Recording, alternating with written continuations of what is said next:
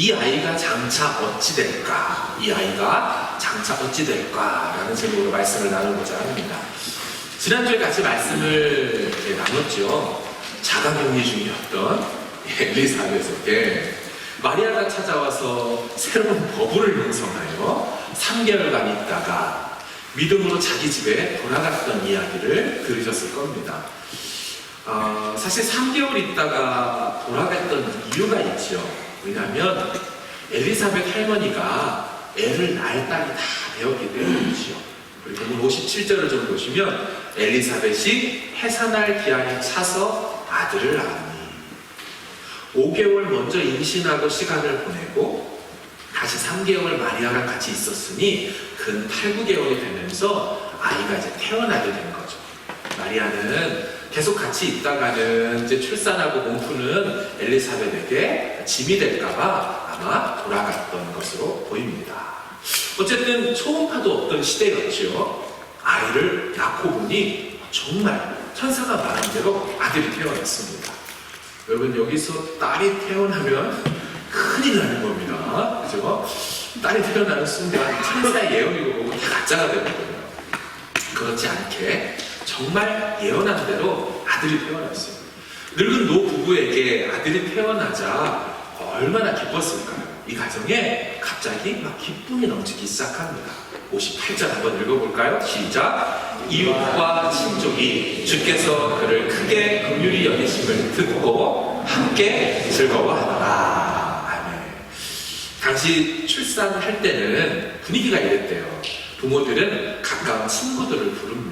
친척들을 부르고요. 집안 음악가들을 초대했다 그래요.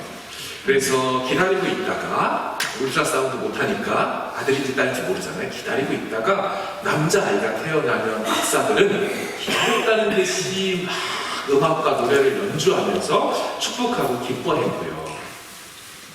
여자아이가 태어나면 박사들은 조용히 퇴장하여 집으로 갔다고 합니다. 이런 경험까지 있었대요. 사내 아이의 탄생은 온 세상의 기쁨의 근원이었고 여자아이의 탄생은 온 세상의 슬픔이라. 요즘 시대는 좀 바뀌었죠. 분위기가 좀 사뭇 달라졌습니다. 어쨌든 이런 격언이 2000년 전에 있었던 것과 무관하게 이 불임의 노 부부에게 생명이 임신되고 잉태되고 그 아이가 의료 장비가 많지 않았던 그 시절에 건강하게 출산했다는 것 자체가 노산 중에 노산일 텐데 얼마나 감사하고 기뻤을까요? 얘가 태어난 지 8일이 되었습니다. 율법에 따라 8일이 되면 아이에게 할례를 행하죠. 당시 관습처럼 할례를 행하면서 아이에게 이름을 지어줍니다. 여러분, 유대인들은 아이를 할례하면서 같이 이름을 짓고는 했습니다. 그 기원은 창세기 17장에 가보면 우리가 아는 아브라함으로 이름을 새로 짓게 되죠. 그 짓게 될 때 하나님이 뭐를 요구하시냐면 할례를 행해라 라고 얘기하시거든요. 그래서 유대인들은 8일째 할례를 행하는 아이에게 맞춰 이름을 새로 처음으로 지어주게 되었던 것이죠. 이처럼 이 사가랴와 엘리사벳의 가정에도 8일째 되는 그 아이의 이름을 이제 지어주려고 합니다. 같이 모였던 사람들은 아이 이름을 아버지의 이름을 따라 지으려고 했습니다. 그런데 이때 어미 엘리사벳이 나서서 말리고 거절합니다. 60절을 보시면 그 어머니가 대답하여 이르되 아니라 요한이라 할 것이라. 아멘. 당시 일종의 이름 짓는 관습이 있었던 것으로 보입니다. 왜 우리도 한국 사람들 돌림자라는 게 있잖아요. 저도 제자 돌림이고요. 저희 아이들은 정자 돌림입니다. 한국만이 아니라 외국에 나가더라도 이름을 지을 때 에드워드 2세 그 조상과 아버지, 할아버지의 이름을 따라서 리처드 3세 이렇게 짓는 경향이 있지요. 아마도 유대인들에게도 그런 관습이 있었던 모양입니다. 61절을 보시면 그들이 이렇게 말해요. 그들이 이르되 내 친족 중에 이 이름으로 이름하니가 없다 하고 안 된다는 거예요. 하지만 어머니가 기존 관습을 깨고 전혀 다른 이름을 지으려고 합니다. 안 되는 것 같자 이들이 아버지에게 가서 몸짓하여서 이름을 어떻게 지을지를 묻죠.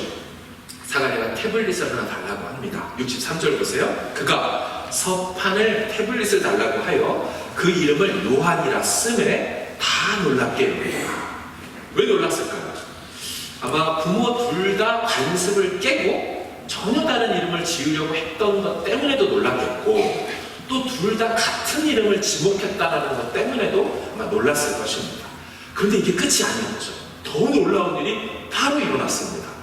서판인 태블릿에 그의 이름은 요한입니다 라고 쓴과 동시에 사가랴의 입이 열리고 혀가 풀리면서 말을 함으로 하나님을 찬송하죠. 우리 64절을 같이 한번 읽어보겠습니다. 시작. 이에 그 입이 곧 열리고 혀가 풀리며 말을 하여 하나님을 찬송하니. 아멘. 사랑하는 여러분, 한 주간 동안 사실 이 본문을 묵상을 하면서 제 눈과 마음에 계속해서 담기거나 어른하는 그런 장면들이 좀 있었습니다. 바로 그 장면은 지난주에도 제가 희미하게 봤던 그 인물이었던 사가랴 할아버지의 모습이었죠. 지금 이때 사가랴의 마음이 어땠을 거라고 여러분 생각하십니까? 9개월간 말을 못했고요. 9개월간 듣지 못했습니다. 그러다가 눈앞에 정말 보란듯이 아들이 태어났고 이름을 요한이라고 짓자마자 갑자기 뭉쳐있고 풀리지 않았던 입과 혀가 풀리고 열리면서 막 말을 쏟아내게 되는 것입니다. 이때 사가랴 할아버지의 마음이 어떨까가 계속 마음에 남더라는 거예요. 여러분, 사가랴의 지금 상황이 어땠습니까? 사가랴는 안타깝다 못해 처참한 상황까지 내려간 상황이었습니다. 오늘 본문에 기적적으로 천사가 말한 대로 아들이 태어나서 사람들이 기뻐하면서 8일이 지난 다음 이름을 짓고자 할 때, 그럼 좀 이상한 거 못 느끼셨어요? 이상한 거. 그럼 유대인들은 아이 이름을 태어나면 누가 짓게 합니까? 예, 아버지죠. 아버지입니다. 그들의 그런 문화에서 당연히 아버지인 사가랴가 이름을 줘야 되는데, 사가랴는 나이 지긋한 어른이며 신분적으로 제사장이고 엄연한 아이의 아버지임에도 불구하고 잘 보시면 이름 짓는 그 순간에 사가랴는 제외되어 있습니다. 59절을 보시면 그들이 아이를 할례하라고 합니다. 그들이 아이의 이름을 지어주려고 합니다. 아버지의 그 자리가 하나도 없고 사가랴는 제껴진 채 이웃과 친족들이 이 모든 것을 주도해서 갑니다. 이에 어머니가 나서서 이름을 요한이라고 짓자라고 하면서 막고 중재할 뿐이지 아버지 사가랴는 어디에도 끼지를 못합니다.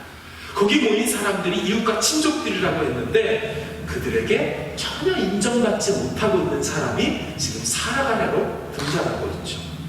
여러분, 게다가 사가랴의 직분이 무엇이었습니까? 제사장이었어요. 제사장. 여러분, 제사장에게 어떤 일이 일어나는 거예요? 말을 못하고 듣지를 못하는 이중장애의 상황이 펼쳐진 거예요. 여러분, 이렇게 육체에 흠이 있고 장애를 가진 사람이 제사장직을 수행할 수 있습니까? 레위기 21장 본문을 좀 보여주십시오. 제가 읽어드리겠습니다.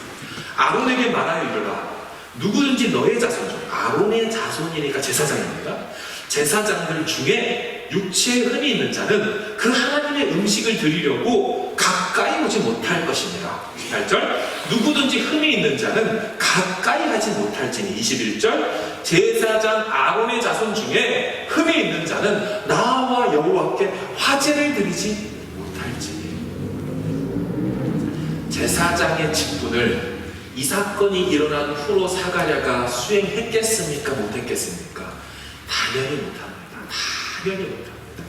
제사장직이 취소되지는 않지만 제사장의 핵심 직무인 나아가 화제를 드리고 음식을 떼어주는 그런 일들을 하지를 못했습니다. 사무엘하 5장 8절을 보여주십시오. 맹인과 다리 저는 사람은 집에 들어오지 못하리라. 육체에 흠이 있는 자는 집, 여호와의 집인 성전에 들어가지 못하도록 했습니다. 후천적 장애로 인한 것은 제사장직을 잃게 하지는 않았습니다. 하지만 핵심적인 그 직무를 수행할 수 없을 뿐더러 사가랴는 유대인으로서 남자죠. 율법에 의하면 유대인 남자는 1년에 최소 3차례에 걸쳐 명절에 예루살렘에 나아가 성전에 얼굴을 보여야 합니다. 그럼 그게 가능했겠습니까? 장애가 있는 그에게 이것이 편했겠습니까? 불가능했거나 아주 제한적이었을 겁니다. 그러니 정리하면 사가랴는 제사장으로서 전혀 기능하지 못하고 나아가 영적 권위도 다 떨어진 기본적인 신앙인의 삶을 사는 것이 쉽지 않았습니다. 또한 당시 사회적 통념으로 인한다면 육체의 질병과 어떤 장애가 생긴 사람들을 바라보는 유대인들의 시각이 좋지 못했죠. 하나님의 심판의 결과라고 보는 것이 많았습니다. 사람들은 두 가지 반응을 보였을 겁니다. 첫 번째는 만약에 천사를 통하여 들려온 수태 고지를 믿음으로 반응하고 수납하지 않아서 이 일이 일어났다는 것을 아는 사람이 있다면 아는 대로 저 믿음 없는 지도자하고는, 저 믿음 없는 제사장하고는 하며 영적 권위가 바닥을 쳤을 것이고요. 만약 그 사실을 모르면 모르는 대로 왜 멀쩡하게 살다가 장애를 입어 두 개나? 귀도 못 막히고 입도 막혔다면 이거 분명히 심판인데 하며 분명히 숨은 죄악이 있을 거라고 여겨지며 그는 제사장으로서 신앙인으로서 유대사회에서 살아가기가 쉽지 않았을 겁니다. 이웃과 친족들이 나서서 지금 할례를 행하려는 것도 그런 차원에서 이해되는 대목이죠. 게다가 할례는 어디 가서 합니까? 예루살렘에 올라가서 합니다. 나중에 보게 될 예수님도 8일째에 할례하러 갈 때 예루살렘 성전이었고 그 성전에서 시므온을 만나 하나님을 찬양하는 걸 보면 지금 이 장면도 할례를 행한다면 예루살렘이죠. 그러니 장애가 있고 흠이 있는 사가랴가 그 앞에 나서지 못했고 그 대신하여 이웃과 친족들이 그 일을 행하고 있다는 것이죠. 사가랴는 지금 여러 측면에서 많이 무너진 상태입니다. 제사장으로서의 권위도 없고 아버지로서의 특권도 발휘하지 못하고 신앙인으로서 이웃과 친족들에게 인정받지 못하는 사람, 그가 사가랴입니다. 무명의 소녀였던 마리아만도 못했던 사람이 사가랴였어요. 그런데 이처럼 제가 사가랴의 마음이 막 느껴지고 있는 중에 이 사가랴의 모습을 보고 있는 중에 또 다른 한 모습이 보였습니다. 그런 사가랴에게 찾아가셔서 그 사가랴를 회복하시려는 하나님의 모습이 겸하여 겹쳐 보였다는 것이죠. 사랑하는 여러분, 하나님은요 사가랴를 버려두지 않으셨더라고요. 너 그런 식으로 반응해? 하고 그 인생을 확 제껴버린 다음에 다시 회복하지 않으신 게 아니라 그의 삶에 본격적으로 이제 때가 되어 들어가서 그의 삶을 회복시키시는데요. 그 장면이 64절입니다. 우리 한번 같이 읽어보겠습니다. 시작! 이에 그 입이 곧 열리고 혀가 풀리며 말을 하여 하나님을 찬송하니. 아멘. 그럼 무엇부터 합니까? 지금 입이 열리자마자 찬양부터 하는데 헬라의 원문 뉘앙스를 살리면 그가 하나님을 찬양하기 시작했다. 이 기동의 미완료라고 출발의 시제를 쓰고 있습니다. 여러분 영어 성경 버전을 좀 보여주시면 NIV나 NLT 이런 데 보면 다 He began to speak. 그가 드디어 말을 하기 시작했다 하면서 그 내용은 하나님을 찬양하는 내용인데 그 찬양의 내용을 뒤에 성경은 담았죠. 그래서 68절부터 79절까지가 다 사가랴의 찬가로 오늘 보면 뒷부분에 배치되어 있는 게 저 내용을 뒤로 뺀 것입니다. 입장 바꿔놓고 생각해 볼까요? 여러분 9개월간 말을 못했어요. 그리고 아이가 태어나는 걸 봤어요. 8일 동안 그 아이가 꼬물꼬물하는 걸 봤어요. 그리고 성전에 같이 이동을 했어요. 근데 들어가지 못하고 멀찍이 서서 바라보고 있어요. 여러분 입이 열리면 어떤 말부터 하고 싶었을까요? 요한아! 네 엄마 뱃속에 있던 우리 요한이구나. 우리 아들! 이 말부터 하고 싶은 게 인지상정이에요. 아니면 노산 중에 노산인 아내의 그 수고를 칭찬해주고 격려하며 여보 엘리사벳 수고했다는 말 하고 싶은 게 아비의 남편의 마음이에요. 혹은 이웃과 친족들에게 여러분 같이 와줘서 고맙다고 그런 말을 하고 싶은 게 인간의 마음이에요. 그런데 아니었어요. 입이 열리자마자 그가 했던 말은 하나님께 대한 찬양이었어요. 여러분 우리가 언제 찬양을 합니까? 우리가 CCM 노래를 듣는 거 말고요. CCM 노래를 그냥 흥얼거려 부르는 거 말고요. 진짜 우리 안에 찬양이 터져 나오는 거. 여러분 언제 할렐루야 이런 거 언제 나옵니까? 할렐루야. 저는 성도님들에게 막혔던 문제들이 갑자기 뻥 터지면서 하나님께서 돌보시고 막 역사하신 얘기를 들으면 대부분 제가 카톡에 할렐루야를 치고 시작합니다. 할렐루야 하고 막 이제 글들을 쓰죠. 하나님 감사하다고. 곡조를 붙여지지 않았을 뿐이지 할렐루야. 언제 하냐면 내게 일어난 일이 누가 봐도 주가 행하신 것이고 주님이 여신 것이고 이건 다 주님께만 공이 돌려져야 된다는 게 믿어질 때, 인정되어질 때, 그때 찬양이 터져나오고 인정하죠. 사가랴도 마찬가지였어요. 이 사가랴의 참가를 잘 보시면 상당히 거시적입니다. 사가랴의 참가를 잘 보시면 이스라엘 역사 전체를 훑습니다. 희한하죠.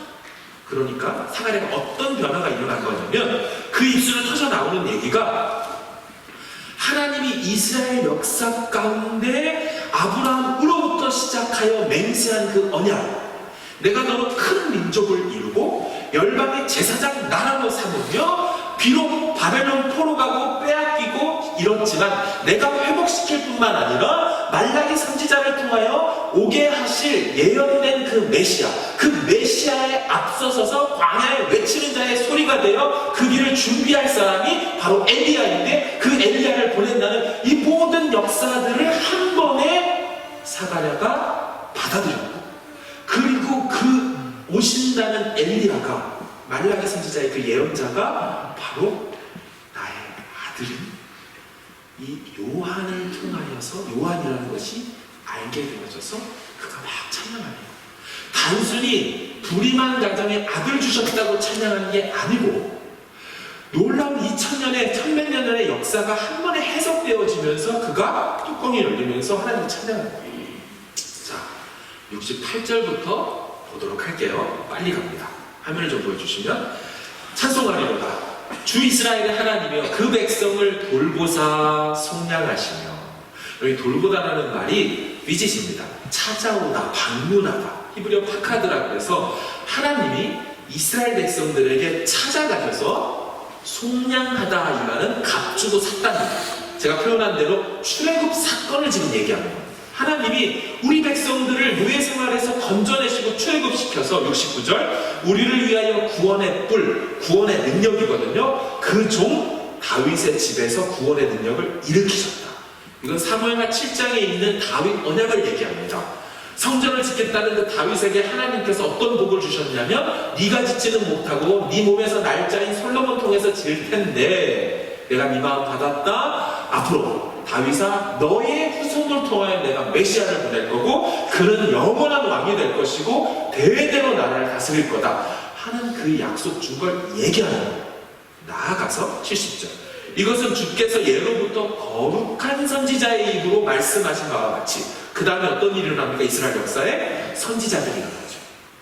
포로 되겠다, 포로에서 돌아오겠다 등등의 이야기를 했던 그 선지서 내용을 훑은 다음 71절 우리 원수에게서와 우리를 미워하는 모든 자의 손에서 구원하시는 그런 약속, 곧 72절 우리 조상을 긍휼히 여기셨고 그 거룩한 언약을 기억하셔서 곧 우리 조상 아브라함에게 하신 그 맹세, 이 모든 언약의 출발인 아브라함으로부터 지금 내 때에 이르기까지 주님이 역사 가운데 계속 이 일을 행하셨고 지금 우리 가정에 지극히 못 보신 자의 선지자인 요한을 주신다는 게 이해되는 거예요. 이게 믿음으로 수납되어 버린 거예요. 자, 볼까요? 76절, 77절 보여주십시오. 이하여 자기 아들한테 예언을 하는 거예요. 네가 지극히 높으신 이의 선지자라. 일컬음을 받고 주 앞에 앞서가고 그 길을 준비하고 주의 백성에게 그 죄사함으로 말미암는 구원을 알게 할 것이다. 아시죠? 나중에 세례 요한이 요단강에서 어떻게 합니까? 회개의 세례를 주고 회개하라 천국에 가까이 왔느니라 하면서 선언하는 메시지를 선포하죠. 지금 잘 보시면 사가랴의 이전에 전혀 우리가 찾아볼 수 없었던 그 영성, 바닥을 쳤던 영성이 쫙 끌어올라와서 그의 입술에 하나님의 구원의 역사가, 천년이 넘는 구원의 역사가 막 선포되어지고 이 시대와 세상이 달리 보여지며 지금도 살아계셔서 역사하시는 로마의 속국 속에 있지만 전혀 속국되지 않고 당신의 택한 백성을 잊지 않고 기억하여 그 나실자 구세주 메시아를 준다는 것, 그리고 내 아들이 그 오실 길을 예비한다는 것이 다 받아들여집니다. 그의 영성이 쫙 올라왔어요. 영적 권위가 다 회복되는 장면으로 그려지고 있죠. 그런데 여러분, 사가랴의 회복의 모습은 이게 끝이 아니었어요. 이전에 누가 성령이 충만하여 예언자적 선포를 했습니까? 사가랴 말고 누구 있었냐면 아내인 엘리사벳이었죠. 41절을 좀 보여주십시오. 같이 한번 읽어보겠습니다. 시작. 엘리사벳이 마리아가 문화감을 들으며 아이가 복중에서 뛰노는지라 엘리사벳이 성령의 충만함을 받아. 그렇죠? 성령의 충만을 원래대로 생각한다면 누가 받았을 거냐면요, 천사가 처음에 누구한테 먼저 얘기했어요? 사가랴란 말이에요. 원래는 사가랴가 받았어야 될 성령의 충만함을 불신앙으로 거절하자 이 아내인 엘리사벳에게 임하면서 아내가 예언자적 선포를 했잖아요. 여자 중에 네가 복이 있다 하면서 마리아에게 만나자마자 내 태중의 아이가 복이 있다, 막 그런 선언을 한 겁니다. 자, 이 예언자적 선포를 했던 성령 충만함이 여러분 사가랴에게도 그대로 임합니다. 뿐만 아니라 아내인 엘리사벳이 내구절로 예언자적 선포를 했다면 남편인 이 사가랴는 12구절로 예언자적 선포를 합니다.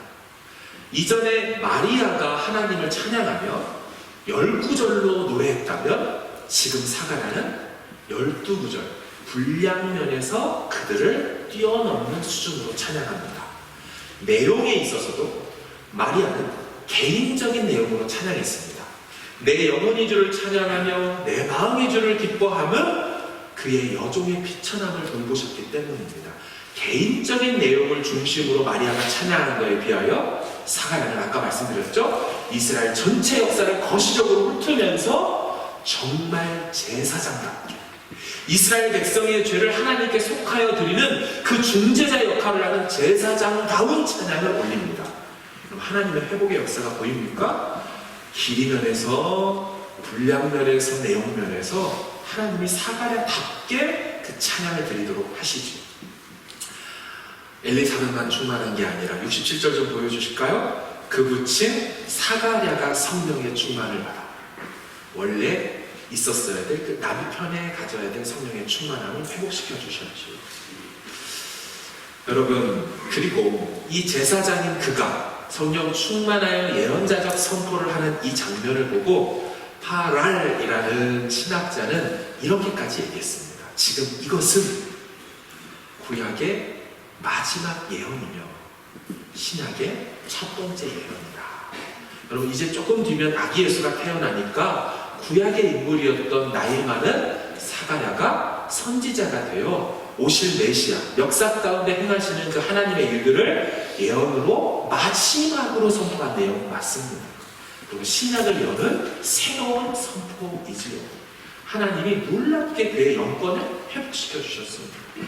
그리고 이제 아까 말씀드린 대로 입이 열리고 혀가 풀렸기 때문에 몸에 흠이 없어졌기 때문에 사가랴가 뭐가 가능했겠습니까? 이 시점으로부터 그렇죠, 제사장의 직무가 가능하고 유대 남자로서 신앙인으로서의 직무가 다 가능해졌습니다. 모든 게 다 정상으로 돌아갔습니다. 사랑하는 여러분, 하나님은 사가랴를 제껴두지 않으셨어요. 사가랴의 무너진 모든 권한과 권위들을 다 회복시켜 주셨어요. 얼마간 그의 인생의 연단과 시련의 시간을 허락하셨지만 그것이 지난 다음에 하나님은 사가랴를 완전히 회복시키셨습니다. 사가랴는 그 침묵의 시간들을 통하여 하나님 신뢰하는 법을 배웠던 것입니다.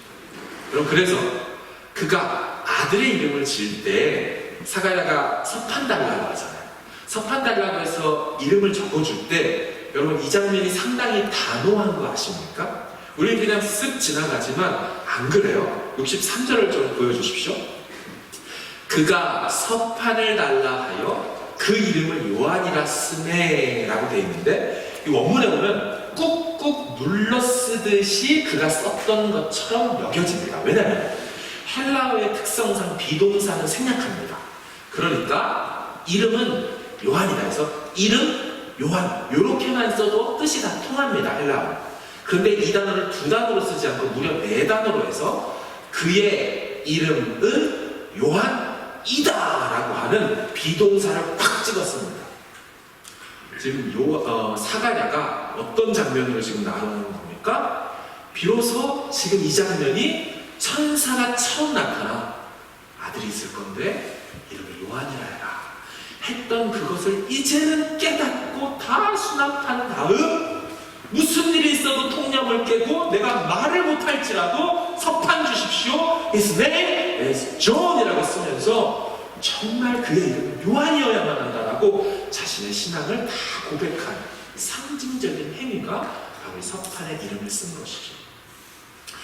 저는 이런 생각이 들었습니다. 사가랴가 이 다음에 어떤 삶을 살았을까? 사가랴가 아들을 안고 그냥 끝났을까? 여러분 어떻게 생각하십니까? 성경은 이후에 사가랴가 어떻게 살았는지 충분히 말해주지는 않습니다. 하지만 흐릿하고 희미하게 마치 실루엣처럼 사가랴 이후의 모습을 엿볼 수 있는 장면이 있는데요. 그게 80절입니다. 80절 같이 한번 읽어보겠습니다. 시작! 아이가 자라며 심령이 강하여지며 이스라엘에게 나타나는 날까지 빈들에 있으니라. 아멘. 말씀 계속 띄워주세요. 태어나 처음으로 부모가 된 사가랴. 한 번도 부모가 돼본 적이 없는 사가랴가 이 아이를 품에 안고 이제 어떻게 키웠을까? 세 가지 장면이 저 장면에 있죠. 첫 번째는 아이가 자랐다. 능동태입니다. The child grew up입니다. 아이가 자란다. 근데 이거는 아이가 혼자 안 자라죠. 기본적으로 부모로서의 역할을 했다는 것을 살짝 볼 수 있죠. 중요한 건 두 번째입니다. 심령이 강하여지네. 이 심령이라는 이 단어가 in spirit입니다. 그런데 이 spirit의 s를 어떤 영어 성경도 대문자 s로 쓰지 않습니다. 푸뉴마라는 헬라어 단어가 성령을 의미하기도 하지만 여기서는 절대 그렇지 않다는 것을 번역자들이 나타낸 거죠. 그래서 대문자 s를 안 썼어요. 여러분, 내 영이 강하여지다 이런 표현을 성경에서 보셨습니까? 아닙니다. 충만이라는 표현을 쓰지 영은 스피릿이라는 진짜 그렇지 않죠. 이거는 그의 마음이 내면이 become strong입니다. 강하게 되었는데요. 그래서 이 번역을 이 푸뉴마를 small s로 쓰면서 어떻게 번역하냐면 personality로 번역합니다. 그의 성품, 그의 인격이 견실해졌다. 수동태입니다. 아까는 자랐다는 능동태지만 여기는 패시브 수동태. 누군가에 의해서 그 아이의 인격과 성품이 단단해지고 강해져 간다라는 것을 특별히 이게 미완료입니다. 되어가고 있는 것으로 표현하고 있습니다. 누가 아이 요한을 그렇게 내면이 강한 아이로 길러내었을까요? 보나마나 부친 사가랴라고 밖에 볼 수 없을 것입니다. 그런 사가랴에게 신앙 양육을 받았을 세례 요한의 이후 모습이 보이십니까? 세 번째 저 구절에 있죠. 이스라엘에게 나타나는 날까지 어디에 있었대요? 빈들에 있으니라. 빈들은 광야의 다른 말입니다. 여러분 빈들에 나가 얼마까지 언제까지 있었을까요? 그게 3장 2절의 이후에 나옵니다. 화면 보여주시면 같이 한번 읽어보겠습니다. 시작! 안나스와 가야바가 대제사장으로 있을 때에 하나님의 말씀이 빈들에서 사가랴의 아들 요한에게 임하니라. 아멘. 자, 언제까지 있었겠어요? 하나님의 말씀이 임할 때까지 빈들에서 그가 기다리고 있었어요. 여러분 이게 아들 세례 요한의 첫 공생의 모습입니다. 느끼십니까? 하나님의 말씀을 믿지 못하고 어떻게 내게 그런 일이 있겠냐라며 불신앙으로 일관했던 사가랴의 모습이 완전히 지워진 모습. 마음 단단히 먹고 주님 일하시고 주님 내게 말씀하시기까지 광야에서 침묵의 시간을 견실하게 기다리고 있는 그 모습은, 아들 요한의 모습은 9개월의 침묵의 시간을 보냈던 아버지가 배웠을 그 모습이 아들에게 고스란히 투영되어 그 아들의 첫 장면이 이 시간들을 견뎌오고 기다리는 모습으로 나타났던 것입니다. 여러분, 아버지의 그 실수가 전혀 아들에게 반복되지 않는 것은, 그리고 오히려 더 오랜 시간을 빈들에서 기다릴 수 있었던 것은 요한이 저절로 된 것이 아니라는 것이죠. 메뚜기와 석청을 먹어가며 하나님 말씀이 임할 때가 언제인지 모르지만 주님 역사하기만을 잠자리 기다리는, 그래서 서두르지 않고 들리지 않는 그 믿음의 모습은, 전혀 믿음 없었던 아버지의 모습이 사라졌던 아들의 모습, 트랜지션은 아마 아버지를 통하여 전달되었을 것이죠.